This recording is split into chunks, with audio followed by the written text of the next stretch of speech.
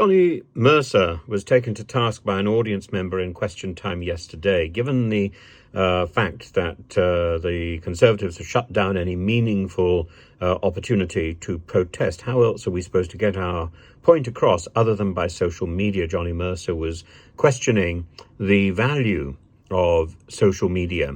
Johnny Mercer is the Veterans Minister, and he complained about people voicing their anger on social media. And he called it collective bedwetting.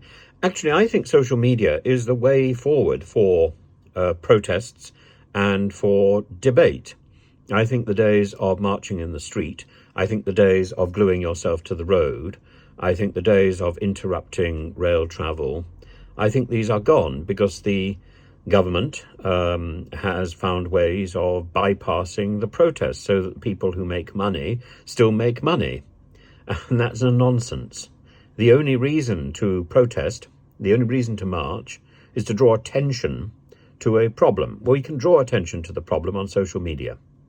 And that, I think, is a better way to move forward. We have more platforms to discuss. What we need is a discussion, not a banner-waving slogan session. We can get that in the House of Commons. And maybe the protests of tomorrow can teach the government of today and tomorrow how to actually do its governance, how to rule, how to debate, how to come to conclusions by seeing real people debating real issues in real time. Because that used to be what the House of Commons was all about. It's no longer that now. The House of Commons generally comes late to the issue, as Lindsay Hoyle is constantly complaining. You should have brought this to the House of Commons first instead of going to the media first. The media is late. The place where the real discussion is conducted is on social media. It used to be on Hyde Park Corner. No, all that is late. It's social media. And I think people like Mick Lynch and other union bosses need to recognise the value of social media, not just simply to get out their slogans and to use it as a form of electioneering. No, to be the main focus of the protest. That is the way that we get a message into people's houses. That is the way we get our message across, and we stimulate and start the discussion, which should change the way society operates.